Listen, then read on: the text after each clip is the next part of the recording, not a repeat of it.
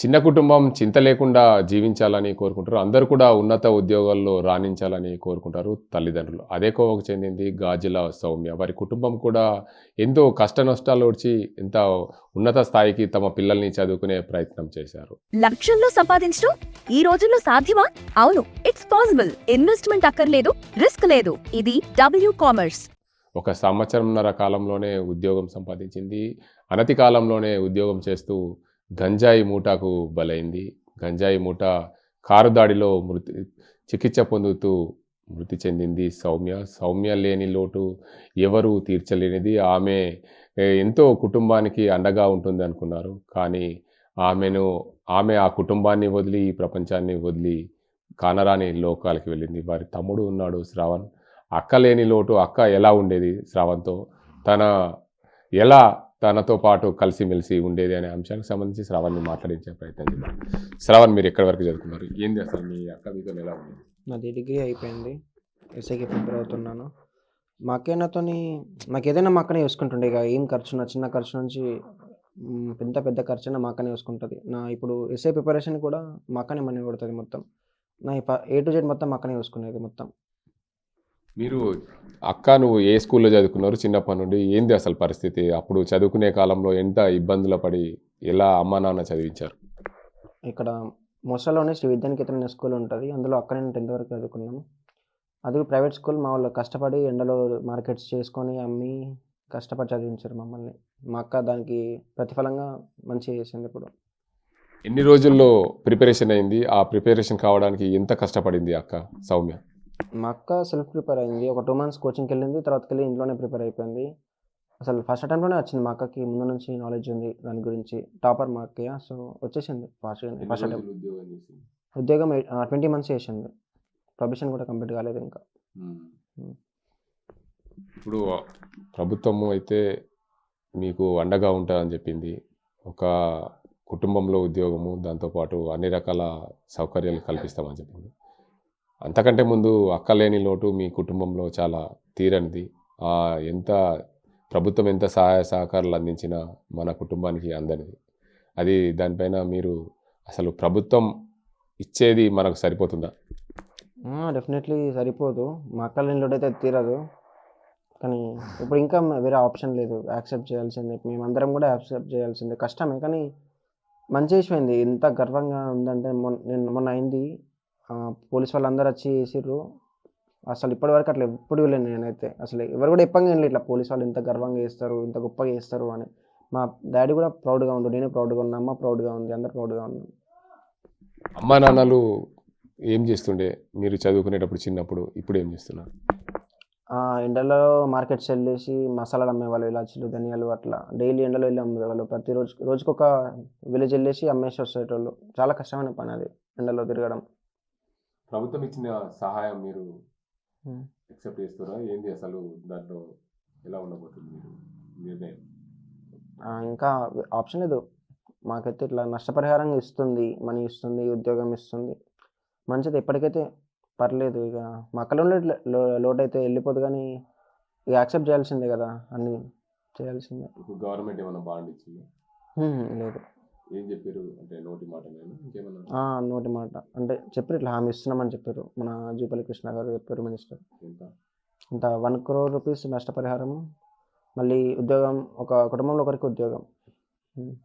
మీ అక్క జీవితకాలం చేస్తే వచ్చే పెన్షన్తో పాటు వీటన్నిటిని కూడా ఇస్తామని చెప్పారు. అవునవును, జీవితకాలం పెన్షన్ కూడా వస్తుంది. ప్రతి మంత్ క్రెడిట్ అవుతూనే ఉంటుంది రిటైర్మెంట్ అయ్యే వరకు. వారి తల్లి ఉంది. వారి తల్లిని మాటల్లో ఇందాం. అసలు కూతురు అంటే ఎంతో గొప్పగా చూసుకుంటారు. ఆమెను అడుగుదాం. అమ్మ, మీ పాప లేని లోటు ఎవరు తీసుకురారు, కానీ అనుకోని ఘటనలో గంజాయి మూటకు బలైపోయింది. ఎలా పెంచారు అమ్మ మీరు పాపని? మా పాపని ఆడపిల్ల కాకుండా మగ పిల్లగాళ్ళలాగా పెరిగింది. అట్లనే వాళ్ళ నాన్నకన్నా ఆమెనే కుటుంబం బాధ్యతలు మోసింది. మా అమ్మ ఒకతే మొయ్యకుండా అని అన్ని నా పనిలల్లో కూడా స్కూల్కి వచ్చి కాలేజీకి వచ్చి సగం పని ఆమెనే చేస్తుండే. ఆ నాన్నకి ఏం తెలియదు, అమ్మ బరువు కావద్దని అన్ని బాధలు పంచుకున్నది, కష్టాలు సుఖాలు అన్నీ పంచుకున్నది. ఆడపిల్లని కానమ్మా, నేను మగపిల్లని అని ఒక లక్ష్యం పెట్టుకొని 6 నెలల డిగ్రీ కాగానే జాబ్ సంపాదించింది. ఆమె లక్ష్యం ఎస్ఐ అయ్యేది, కానీ డిగ్రీ పట్టలేను అందులో. ఏదైతే అది చేస్తామని అది చేసి ఇప్పుడు ఎస్ఐకి ప్రిపేర్ అవుతుంది. ఆడపిల్లలాగా ఉండలేదు ఆమె ఒక్కనాడు కూడా. తమ్మునికి కానీ నాన్నకు కానీ మాకు అసలు ఏ బరువు బాధ్యతలు లేకుండా మేము ఒక పని చేసుకొచ్చి పెడుతుంటే అన్నీ ఆమెనే మోస్తుండే. మేము రోజు ఒక అంగడి పోయి వచ్చి ఇంట్లో ఉంచితే ఆమెనే గీది అని అన్నీ ఆమెనే చెప్తుండే. అందరు చుట్టాలల్లా గలీలల్లా ఇంట్లో కూడా మాకు అసలు పేరు అన్నీ మాకు మేము ఒక పని చేసుకొచ్చి ఇట్లా తింటుంటే అన్నీ ఆమెనే చేసుకొచ్చి పెడుతుండే. చిన్నప్పటి నుంచి గారభంగా గారాబం లేదేం లేదు. మేము చిన్నప్పటి నుంచి బీద వాళ్ళమే సార్. మా అమ్మ కష్టపడి చేస్తుంది, మా నాన్న ఎండలో తిరిగి చేస్తుండ్రు అని ఒక డ్రెస్ కూడా కొనుక్కోకుండా ఆమె జీతం వచ్చినట్టు ఇల్లుకు మాకు తమ్ముని చదువులకు అన్నిటికీ పెట్టింది సార్. ప్రభుత్వం నుంచి మనకు సహాయం అందిస్తుంది, కానీ మన కూతురు లేని లోటు తీర్చదు కదా. ఒకటే పాప సార్, చిన్న ఏజీ. ఈ పెళ్ళి కూడా చేసుకో అమ్మ అంటే నేను వేస్తాయి, జాబ్ కొట్టినాక చేసుకుంటా అమ్మ, అప్పటిదాకా తమ్ముడు కోచింగ్ అయిపోతుంది, నాకు కూడా జాబ్ సెటిల్ అవుతుంది, అప్పుడు చేసుకుంటా అని చెప్పింది. సరే ఎన్ని సంబంధాలు వచ్చినా అద్దు అని చెప్పేసింది. మనిషిగా పుట్టినప్పుడు గోల్ ఉండాలమ్మా, పెళ్ళి చేసుకుంటే బాధ్యతలు ఉంటాయి, గోల్ రాదు. నేను గోల్లోనే పోతా.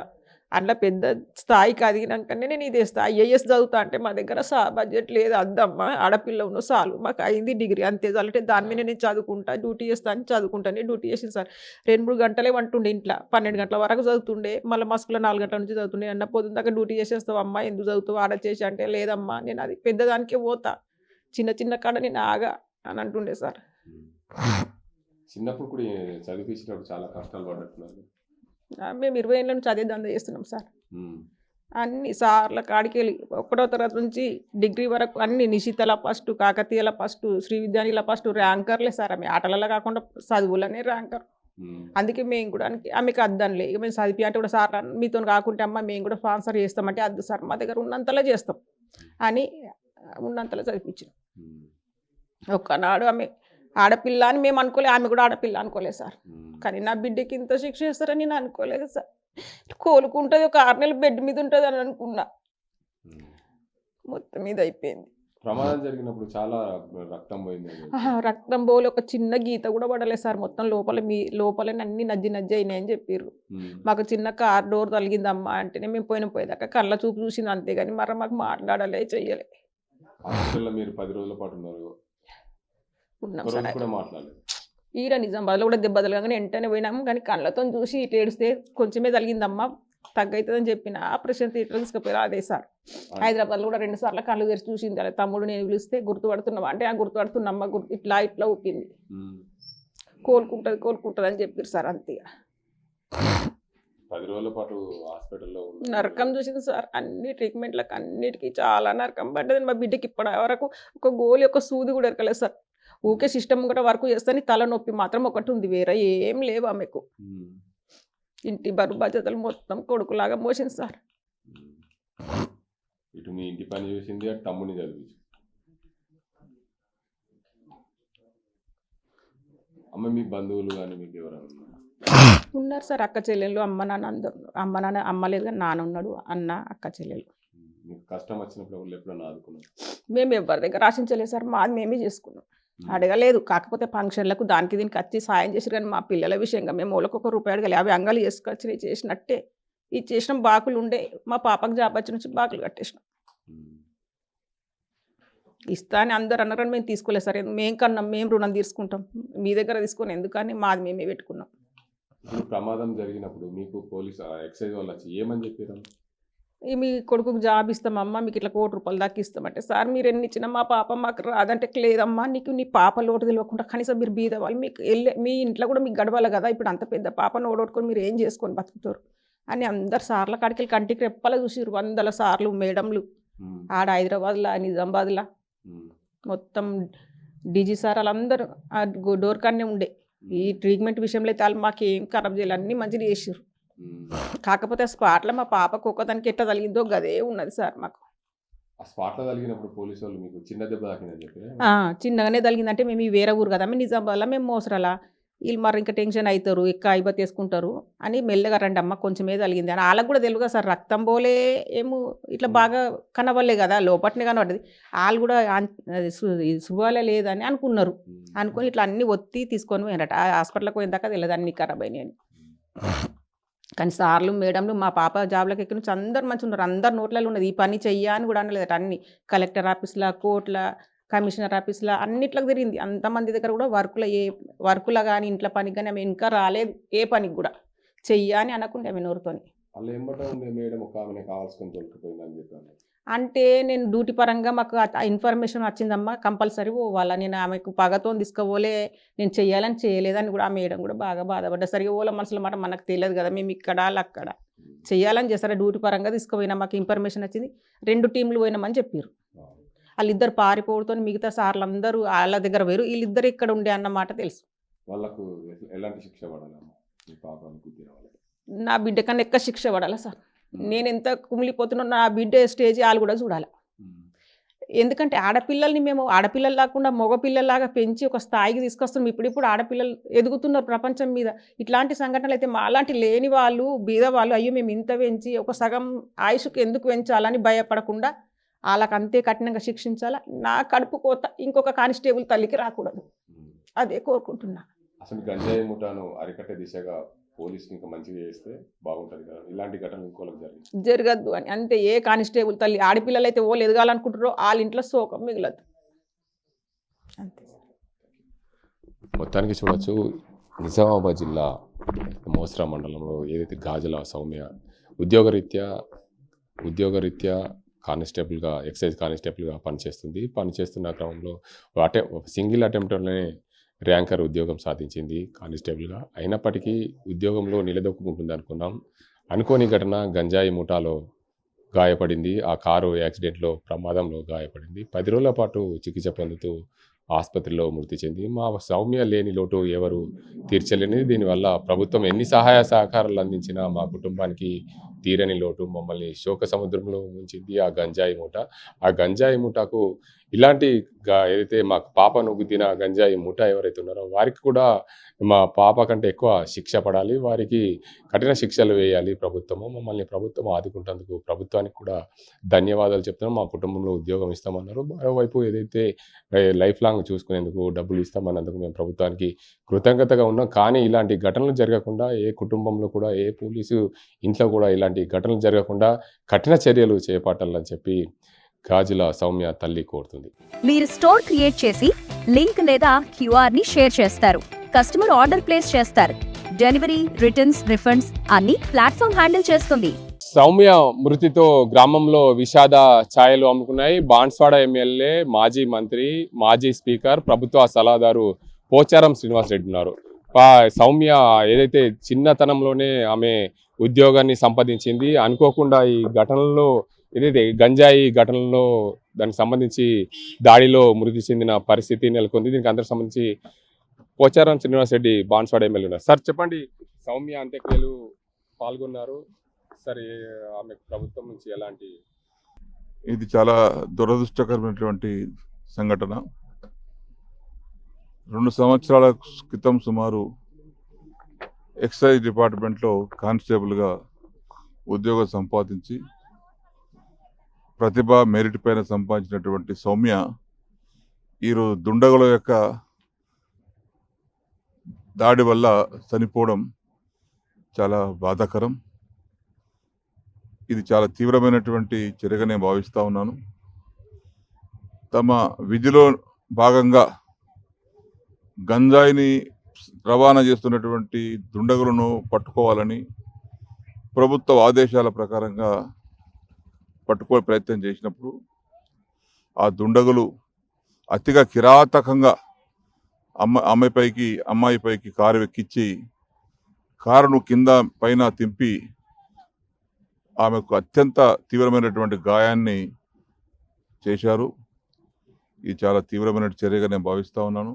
అయితే 4-5 రోజులుగా నిమ్స్ ఆసుపత్రిలో చికిత్స పొందుతూ మృత్యుతో పోరాడుతూ ఆమె నిన్న సాయంత్రం రాత్రి 9:40 పరమపదించారు, చనిపోయారు. చిన్న బిడ్డ, 24 సంవత్సరాల వయసు గల బిడ్డ, ఎంతో భవిష్యత్తు గల బిడ్డ. ఆమె ఈ వయసులో కానిస్టేబుల్ అయిందంటే ఆమె ఎక్సైజ్ డిపార్ట్మెంట్లో ఉన్నత స్థాయి వరకు కూడా ప్రమోషన్లు లభించే అవకాశం ఉన్నటువంటి బిడ్డ. కానీ దురదృష్టం, ఆమె ఈ 2 సంవత్సరాల కాలంలోనే కానిస్టేబుల్ ఉండగానే ఈ దుర్ఘటన జరగడం చాలా బాధాకరం. నేను ప్రభుత్వాన్ని కూడా కోరుతా ఉన్నాను, ఆ దుండగులను చాలా తీవ్రంగా శిక్షించాలి. ఏమాత్రం కూడా ఆలస్యం చేయకుండా, ఉపేక్షించకుండా తీవ్రంగా వారిని శిక్షించాల్సిన అవసరం ఉంది చట్ట ప్రకారంగా. అదేవిధంగా ఆమె కుటుంబ సభ్యులకు, పాపం పేద కుటుంబం, పద్మశాలి కుటుంబం, చిన్న కుటుంబం, తండ్రి, తల్లి, తమ్ముడు, చిన్న కుటుంబం, ఆదాయం లేని కుటుంబం, ఎలాంటి ఆస్తి లేని కుటుంబం. ఆ కుటుంబాన్ని ప్రభుత్వం ఆదుకోవాలి. ఆర్థికంగా, సామాజికంగా, ఉద్యోగపరంగా, వృత్తిపరంగా అమ్మాయిని ఆదుకొని ఆ కుటుంబాన్ని ఆదుకోవాలి. ఆ అమ్మాయికి ఆత్మశాంతి కలగాలంటే ఆ కుటుంబానికి ఏదో కొంత వరకు అవసరమైన సాయం చేయాలి. మనం చనిపోయిన అమ్మాయిని తీసుకురాలేం, కానీ ఆ కుటుంబ సభ్యులకు న్యాయం చేసే విధంగా చర్యలు తీసుకోవాలని ప్రభుత్వాన్ని విజ్ఞప్తి చేస్తూ, అదేవిధంగా ఆమె మరణం పట్ల తీవ్రమైనటువంటి సంతాపాన్ని తెలియపరుచుకుంటూ, వారి కుటుంబ సభ్యులకు నా యొక్క సానుభూతిని వ్యక్తపరుచుకుంటూ, చనిపోయిన సౌమ్యకు ఆత్మశాంతి చేకూర్చాలని భగవంతుని ప్రార్థిస్తా ఉన్నాను. మొత్తానికి చూడొచ్చు, ఏదైతే విధి నిర్వహణలో ప్రాణాలు కోల్పోయిన సౌమ్య కుటుంబాన్ని ప్రభుత్వం ఆదుకోవాలి, ఆమెకు ఆత్మశాంతి కలగాలని. అదేవిధంగా ఏదైతే ఉద్యోగరీత్యా ఎన్నో కష్టాలు ఓడ్చి 2 సంవత్సరాల్లోనే ఉద్యోగాన్ని ఏదైతే పనంగా పెట్టి తమ గంజాయి కేసులో అత్యధికంగా అధికారుల ఆదేశాల మేరకు పాల్గొన్న నేపథ్యంలో ఆమెకు ఏదైతే గంజాయి మూట అతి కిరాతకంగా కారుతో ఢీకొని ఆమె చికిత్స పొందుకు మృతి చెందింది. ఆమెకు ప్రభుత్వం ఆదుకోవాలని చెప్పి కోరుతున్నారు బాన్స్వాడ ఎమ్మెల్యే పోచారం శ్రీనివాసరెడ్డి. ఇది ఇక్కడ పరిస్థితి. కనపసాదింతో Ganga Reddy, RTV Nizam. Home maker అయినా, కంటెంట్ క్రియేటర్ అయినా, కిరాణా షాప్ ఓనర్ అయినా అందరికీ సమాన అవకాశం. భారతదేశం మొత్తం మీద దాదాపు 25,000 మందికి పైగా WCommerce తో స్టోర్స్ నడుపుతున్నారు. Visit www.wcommerce.store.